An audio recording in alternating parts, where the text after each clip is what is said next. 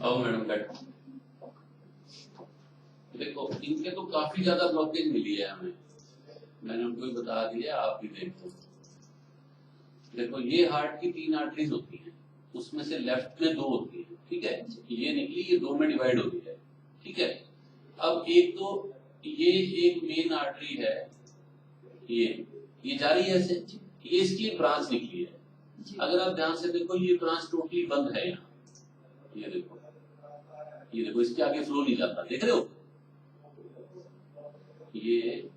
अब आप ये देखो, इसके आगे फ्लो नहीं जा रहा है, ऐसे तो कोई सडनली बंद नहीं होती है ना। तो ये इनकी उस दिन बंद हुई है जिस दिन 20 तारीख को इनको पेन हुआ है, ठीक है। अब दूसरी आर्टरी ये है,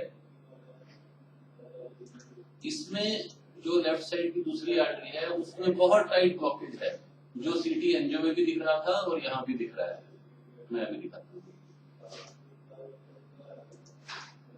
देखो ये जा रही है नस और यहाँ तक सही है, ये देखो ये पॉइंट देख रहे हो आप, बिल्कुल नैरोड है, उसके बाद फिर चौड़ी है नस, ठीक है। और ये थर्ड आर्टरी है, इसमें बहुत नीचे जाके हल्की सी ब्लॉकेज है, ये देख रहे हो, ये आ रही है नस ऐसे, लेकिन यहाँ से ही नैरो होती है, लेकिन ये बहुत नीचे जाके आप देख सकते हो, इतनी नस ठीक है, उसके बाद नीचे जाके है, तो ये इनकी प्रॉब्लम है। हमारे हिसाब से इसमें कोई डाउट नहीं है कि इनको स्टेंट होना चाहिए, सीटी एंजियो में भी आया और इसमें भी कंफर्म हुआ है, मैंने उनको भी बता दी है बात। तो आप उनसे मिल लो, अभी हम आपको गाउनर को दे देते हैं, आराम से तसल्ली से आप डिसीजन ले सकते हो। तो जहाँ ब्लॉकेज है वहां से नस सिकुड़ी हुई है।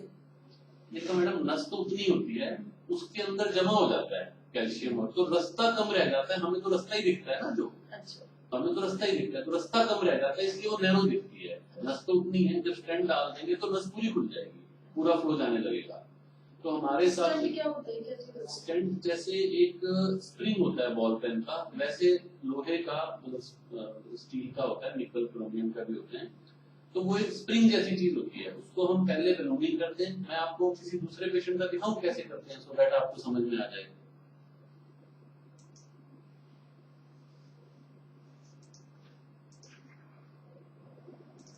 देखो जैसे ये पेशेंट है ना, अब इसकी ये जैसे अब आपकी नस नैरो थी, वैसे इनकी नस भी ये आप देखोगे नैरो दिखेगी। देखो ये यहाँ तक ठीक है, फिर ये नैरो हो गई, यहाँ से फिर थोड़ी ठीक हुई, फिर नैरो हो गई। तो इसको फिर क्या करते हैं,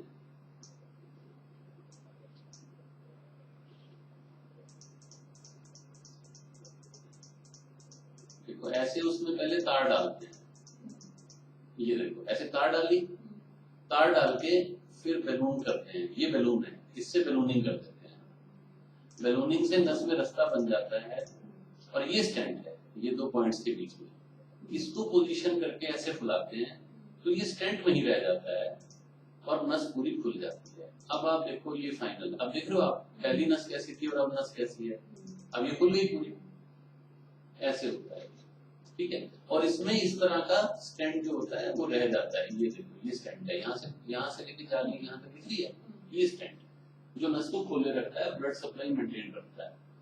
हमारी तरफ से आप कोई सीटी लेना चाहो, रिपोर्ट लेना चाहो, सेकंड ओपिनियन लेना चाहो, वो हमारी तरफ से अलाउड है। आपको इंश्योरेंस से अप्रूवल लेके कल करना है, कल कर सकते हो, आपको हम अभी कर देते हैं, तो अभी करवाना चाहते हो तो अभी भी हो सकता है, इंश्योरेंस पे फिर अप्लाई कर देंगे, मोस्ट लाइकली आ जाएगा क्योंकि प्रीलिमिनरी आया हुआ है।